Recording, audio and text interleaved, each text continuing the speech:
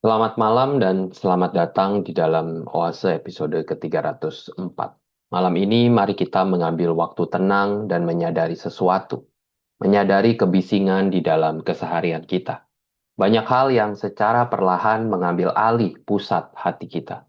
Ketakutan, ambisi, kekecewaan, penerimaan diri, bahkan diri kita sendiri.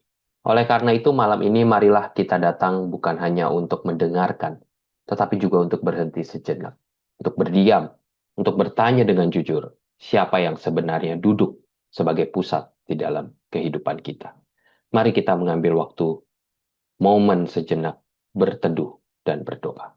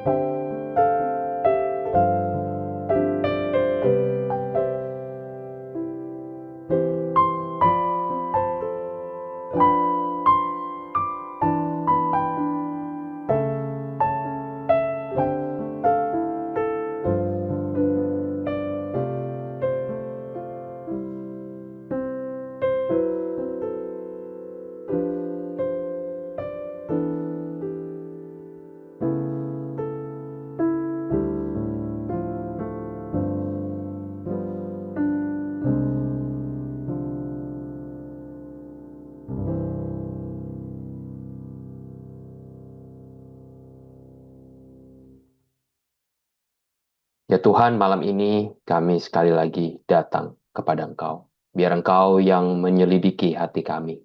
Apakah kami menggeser Tuhan?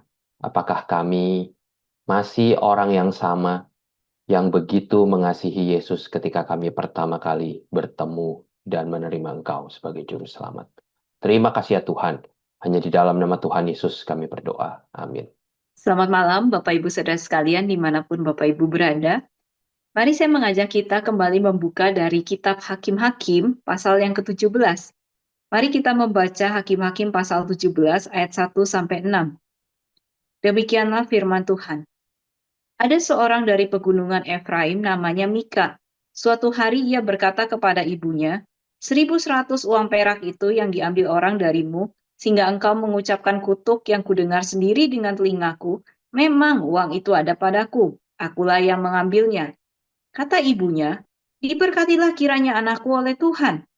Demikianlah Mika mengembalikan 1.100 keping uang perak itu kepada ibunya. Tetapi ibunya berkata, aku sungguh-sungguh hendak menguduskan uang itu bagi Tuhan. Aku menyerahkannya kepadamu, anakku, supaya dibuat menjadi patung pahatan dan patung tuangan. Sekarang aku mengembalikannya kepadamu. Namun Mika menyerahkan uang itu kembali kepada ibunya. Lalu ibunya mengambil 200 keping uang perak dan memberikannya kepada tukang perak yang membuat patung pahatan dan patung tuangan dari uang itu. Kemudian patung itu ditaruh di rumah Mika. Mika ini mempunyai rumah sembayang. Ia membuat efod dan terafim, lalu menabiskan salah seorang anaknya laki-laki menjadi imamnya. Pada zaman itu, tidak ada raja di antara orang Israel. Setiap orang melakukan apa yang benar menurut pandangannya sendiri. Demikian jauh Bapak Ibu membacaan firman Tuhan. Bapak Ibu, ada sebuah film yang terkenal yang pernah saya tonton ketika saya masih kecil. Film tersebut adalah film Home Alone. Ya, mungkin banyak Bapak Ibu yang juga familiar dengan film tersebut. Nah, di dalam film tersebut dikisahkan ada seorang anak kecil bernama Kevin yang tidak sengaja tertinggal sendirian di rumahnya sementara keluarganya pergi berlibur. Nah, tetapi ketimbang panik, Kevin yang sebelumnya baru bertengkar dengan saudaranya justru kegirangan karena rumahnya kini tinggal dia sendirian. Tanpa ada sosok orang tua, Kevin kini bisa melakukan apa saja yang dia suka di rumahnya. Dia bisa lakukan semua yang dia mau. Dan bahkan ketika kemudian diceritakan ada 2 orang perampok yang mau masuk ke rumahnya, Kevin bisa melakukan apa saja demi survival atau demi melindungi dirinya. Sekalipun itu berarti mengobrak-ngabrik dan merusak isi rumahnya. Nah, Bapak Ibu, saya pikir apa yang terjadi di dalam film tersebut, walaupun tentu digambarkan agak berlebihan ya supaya lucu, sebenarnya punya premis yang masuk akal. Karena memang tanpa adanya sosok orang tuanya yang bisa mengarahkan, memimpin, dan juga melindungi Kevin, dia hanya bisa mengandalkan dirinya sendiri dan melakukan apa saja yang dia anggap benar demi kebutuhannya dan demi melindungi dirinya sendiri. Di dalam kehidupan kita pun Bapak Ibu saya rasa demikian. Kalau kita tidak memiliki sosok otoritas yang bisa mengarahkan, memimpin, memberitahu kita apa yang baik dan salah dan juga melindungi kita, maka kita akan mengandalkan diri sendiri dan melakukan apa yang kita anggap benar menurut kebutuhan atau kepentingan diri kita masing-masing. Nah, Bapak Ibu, itulah gambaran yang diberikan di dalam keseluruhan kitab Hakim-Hakim. Nah, Bapak Ibu, kalau Bapak Ibu mengikuti perenungan oase yang saya sampaikan dari awal tahun ini, saya terus menggali dan menyampaikan perenungan dari kitab Hakim-Hakim. Nah, mungkin Bapak Ibu mulai bisa melihat benang merah atau inti dari kitab Hakim-Hakim. Kitab ini ingin menunjukkan apa yang terjadi kepada bangsa Israel ketika Tuhan itu digeser atau diturunkan dari posisinya sebagai raja. Hal ini disimpulkan melalui sebuah kalimat yang dicatat di dalam Hakim-Hakim pasal 17 ayat 6 yang tadi kita baca dan yang diulang di persis sama kalimatnya di akhir kitab ini yaitu pasal 21 ayat 25. Pada zaman itu tidak ada raja di antara orang Israel. Setiap orang melakukan apa yang benar menurut pandangannya sendiri. Nah, Bapak Ibu, kalimat ini bukan hanya berbicara, menggambarkan tentang bagaimana Israel itu belum memiliki raja yang memerintah atas mereka. Namun sesungguhnya yang lebih mendasar, penulis kitab ini ingin menekankan tentang bagaimana Tuhan, Allah Israel itu digeser dari posisinya sebagai Tuhan. Tuhan tidak lagi ditempatkan sebagai sumber otoritas, Tuhan tidak lagi ditempatkan sebagai raja atas Israel. Nah, pertanyaannya kalau begitu, seperti apa kehidupan orang Israel ketika Tuhan tidak lagi ditempatkan sebagai raja atas hidup mereka? Itulah yang dijawab penulis melalui narasi yang dicatat di dalam pasal 17 sampai 21 dari kitab ini. Nah, di dalam bagian yang tadi kita baca, pasal 17 ayat 1 sampai 6, kita melihat kisah seorang pria bernama Mika dan ibunya. Kalau kita sekilas membaca cerita ini, kita melihat bahwa baik Mika dan ibunya itu menyebut nama Tuhan Yahweh, bahkan melakukan penyembahan terhadap Tuhan Israel. Tapi kalau kita memperhatikan dengan lebih detail, kita akan mendapati bahwa tindakan mereka itu sangatlah aneh dan tidaklah sebagaimana umat Tuhan seharusnya. Kita membaca tentang bagaimana Mika mencuri dari ibunya sendiri dan baru mengakuinya karena ibunya mengucapkan kutuk atas pencuri uangnya. Jadi karena takut baru mengaku. Lalu ibu Mika sekilas nampaknya baik begitu ya, langsung mengampuni Mika begitu saja, lalu mendedikasikan uang yang dicuri itu kepada Tuhan. Tapi ternyata dari jumlah yang banyak itu hanya dipakai seperlimanya untuk Tuhan. Tapi lebih aneh lagi, dipakainya adalah untuk kemudian membuat patung sembahan dari uang tersebut. Dan kemudian ditempatkan Mika di tempat penyembahan yang ada di rumahnya sendiri. Di tempat itu dikatakan bahwa Mika membuat efod atau baju keimaman dan juga terafim. Yang adalah patung berhala yang umum dimiliki oleh bangsa Kanaan. Dan bahkan dikatakan Mika mengangkat seorang anaknya menjadi imam. Sekali lagi Bapak Ibu ya, Mika punya tempat penyembahan sendiri dengan baju keimaman sendiri dan juga anaknya sendiri menjadi imam. Ya, ini berbeda dari apa yang tertulis di dalam kitab Taurat, di mana tempat penyembahan itu harusnya hanyalah satu dan hanya suku Lewi yang boleh menjadi imam. Nah, aneh sekali saudara. Mereka menyebut, memuji, dan menempatkan diri mereka sebagai penyembah Tuhan Israel. Namun tindakan mereka tidaklah sesuai dengan pengakuan mereka. Jadi penyembahan terhadap Tuhan bukan hanya dilakukan dengan sesuka hati mereka, tetapi penyembahan dengan Tuhan juga disandingkan dengan penyembahan kepada berhala. Penyembahan kepada Tuhan dilakukan dengan cara-cara yang bukan hanya tidak diperintahkan, tetapi bahkan berlawanan dengan perintah Tuhan. Lalu, penulis kitab Hakim-Hakim menyimpulkan keanehan tindakan mereka ini dengan kalimat tadi. Pada zaman itu, tidak ada raja di antara orang Israel. Setiap orang melakukan apa yang benar menurut pandangannya sendiri. Bapak Ibu, apa yang ingin disampaikan oleh penulis? Apa maksudnya?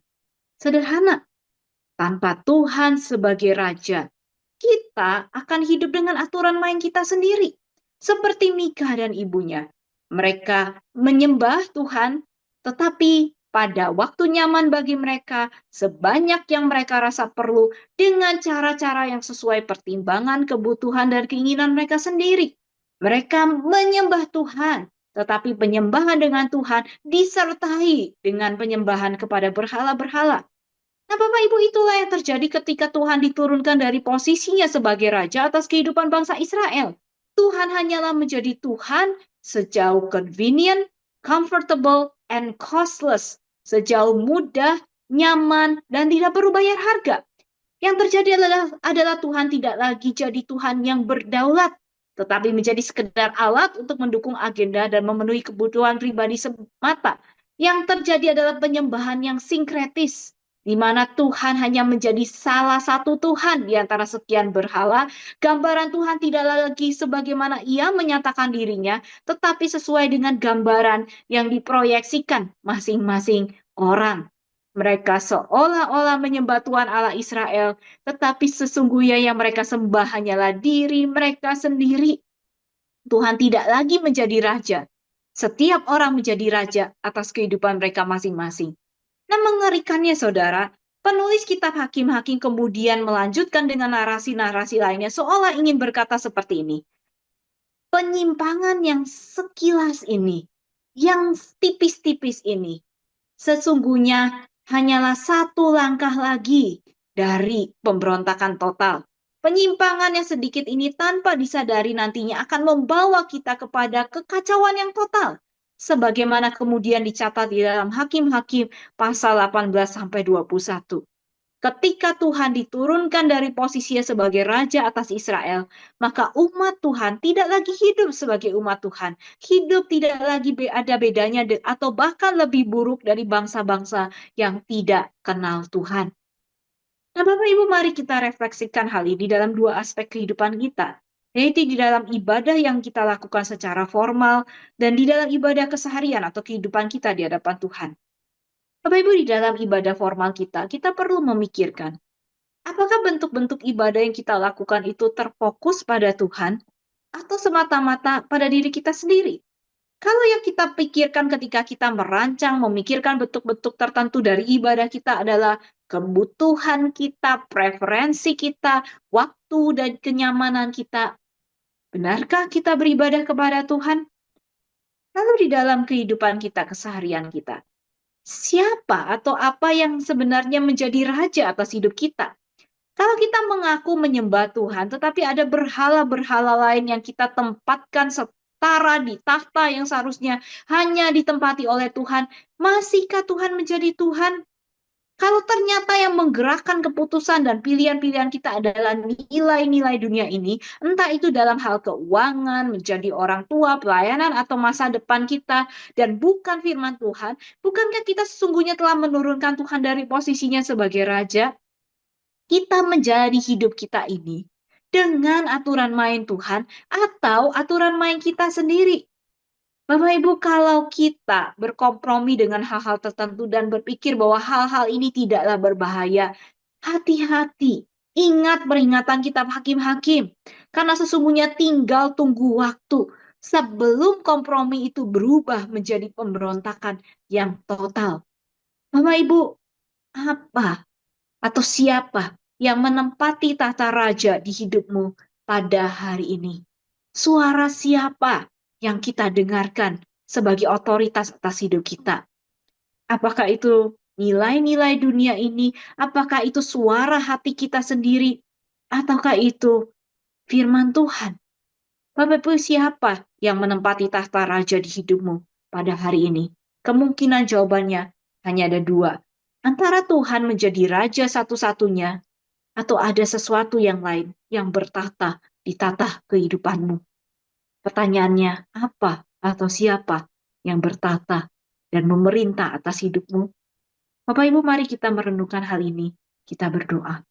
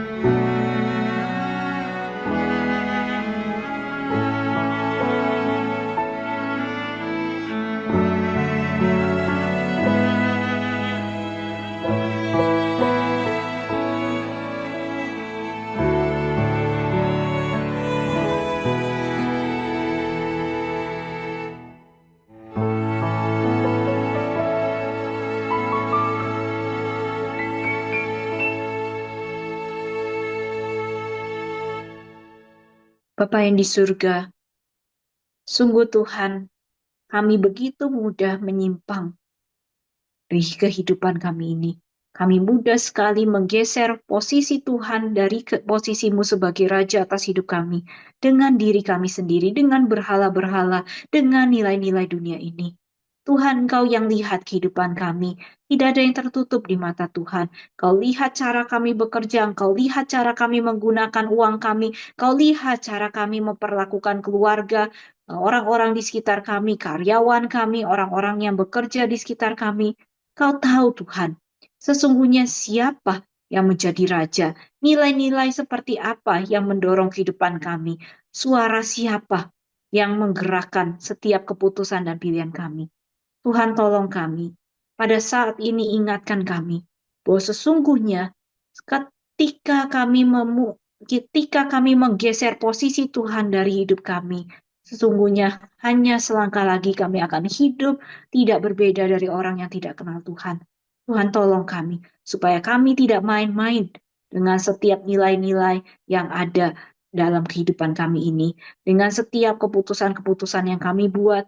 Tuhan tolong kami, supaya sungguh kami mencari kehendak Tuhan, supaya sungguh firman Tuhanlah yang menjadi penggerak setiap langkah kehidupan kami. Tolong kami ya Tuhan, periksa hidup kami, Roh Kudus tolong kami. Demi Kristus kami berdoa. Amin. Bapak Ibu, pelayanan Oase adalah pelayanan mingguan. Silahkan mengikuti Oase melalui YouTube. Bapak Ibu bisa subscribe YouTube channel SMC untuk mendapatkan reminder setiap minggu malam. Demikian pelayanan Oase pada malam ini. Mari kita mengenal Allah lebih dekat hari ini dibandingkan hari kemarin. Tuhan Yesus memberkati. The Lord bless you and keep you. Make His face shine upon you and be gracious to you. The Lord turn His face toward you and give you peace.